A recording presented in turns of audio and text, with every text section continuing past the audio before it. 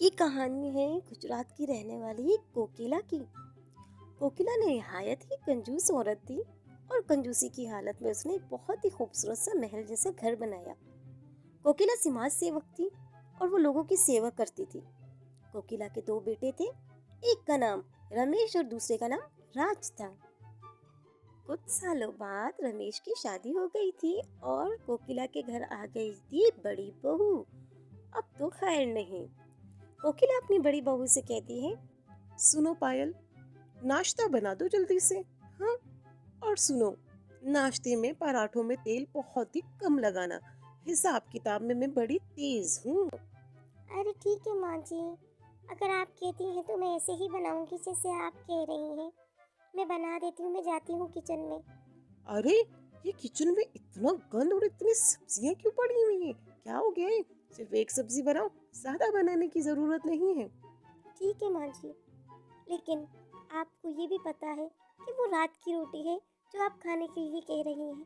इससे तो सबका पेट खराब हो जाएगा ना माँ जी, और सबकी तबीयत खराब होने की वजह से खर्चा हो जाएगा घर में। माँ जी ऐसा। अरे, क्या हो गया है? क्या ना करूं? बासी रोटी है तो क्या हुआ? खाते रहेंगे, सब मिल बांट के खाएंगे ना। थोड़ी सी बचत जरूरी होती है। ऐसा नहीं कि बचत नहीं करेंगे। कोकिला किचन में आती है और खाना पीना मांगती है अपनी बहू यानी पायल से। पायल को कहती है, अरे बेटा, मुझे जल्दी से कुछ खाने पीने के लिए दे दो। तुम्हें तो पता है ना, मैं ज्यादा भूखी नहीं रह सकती। शुगर है मुझे, और मेरे बीपी का भी मसला है, इसलिए मुझे जल्दी से खाना पीना दे दो। कोकिला मजे से अपना खाना पीना कर लेती है, खूब मजे से यानी कि पेट भर के खाती है। और बेचारी पायल देखती की देखती रह जाती है कि कब कोकिला छोड़ेगी और पायल उसको खाएगी, क्योंकि खाना तो घर में बहुत ही हिसाब से बनता था। इसके बाद जो कोकिला है वो अपना खाना पीना करके चली जाती है। पायल सोचती है कि अब वो कैसे खाए। अरे अब मैं कैसे खाऊं इतना बासी खाना। एक रोटी थी, सालन तो माँ जी खा के चली गई हैं। कैसी है, कुछ पकाया भी नहीं है, कुछ खाया भी नहीं है। इससे तो मुझे बहुत कमजोरी हो जाएगी।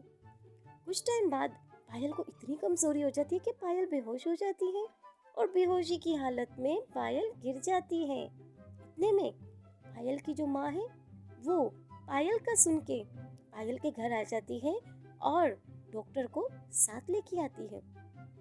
डॉक्टर जैसे ही आता है, कोकिला हैरानगी से वो डॉक्टर को देखती है और डॉक्टर कहता है, अरे, आप लोगों को पता है कि पायल की तबीयत बहुत ही नासाज है। इसे तो हॉस्पिटल में एडमिट करना चाहिए। और इसमें विटामिन्स और बहुत सी फूड की कमी हो चुकी है। इसको कमजोरी है, कुछ खाना पिलाना नहीं करती क्या? कोकिला की तरफ पायल की माँ देखती है और कोकिला कहती है, अरे अरे अरे अरे, हम भी तो वही खाते हैं जो पायल खाती है। हमें तो कभी भी नहीं ऐसा कुछ हुआ। हमारी देखिए सेहत भी अच्छी है और हमें तो कोई विटामिन्स की कमी भी नहीं है, कोई कमजोरी नहीं है। तो फिर ये क्यों पड़ी हुई है इस तरह से? जो ये खाते हैं वही हम खाते हैं। पायल की माँ पायल की सास से कहती है, अरे समदन जी, मैं अपनी बेटी को घर लेके जाती हूँ और वहाँ किसी अच्छे से डॉक्टर से चेकअप करवाती हूँ। उसके बाद मेरी बेटी कुछ दिनों बाद आपके घर वापस आ जाएगी। पायल की माँ पायल को लेके अपने घर चली जाती है। पायल की तबीयत इतनी नासाज होती है कि उससे सही से चला भी नहीं जाता है। घर पहुंचते ही माँ के पायल खूब फ्रूट्स खूब खाना पीना करती है और बहुत ही जल्द रिकवर हो जाती है अपनी माँ के घर से। वो जैसे ही अपने ससुराल वापस आती है तो ये भर के बहुत सारी चीजें लेके आती है, महीने भर का राशन। पायल की सास इतना सब कुछ देख के कहती है, अरे वाह बहू, क्या बात है! तू इतनी सारी चीजें लेके आई है।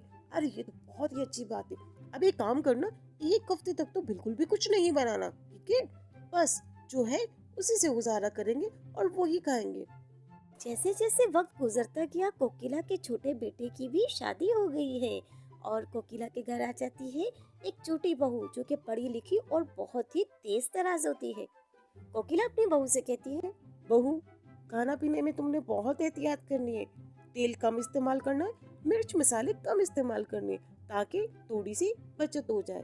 बहुत ही कंजूस होती है कोकिला और अपनी कंजूसी की वजह से अपनी बहुओं को बहुत कुछ कह देती है।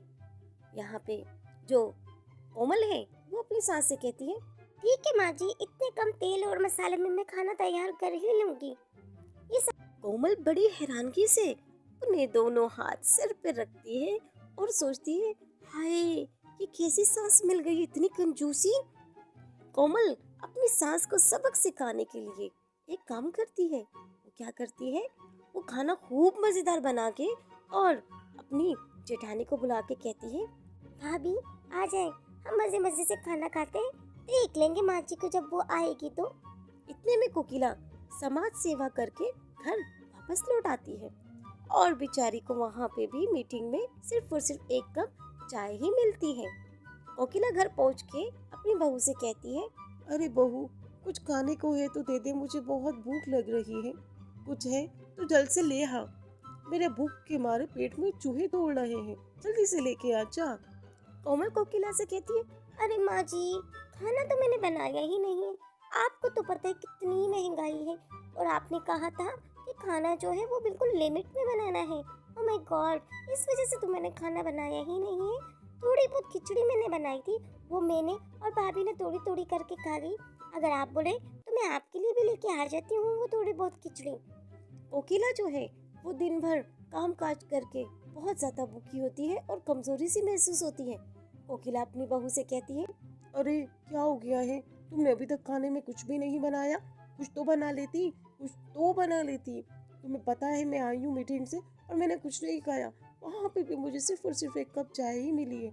जल्दी से जा और कुछ मुझे बना के दे। अरे खिचड़ी ही बनाई हुई है, वही ले आ। मेरा पेट तो बहुत ज़्यादा दर्द कर रहा है भूख के मारे, मैं क्या करूँ?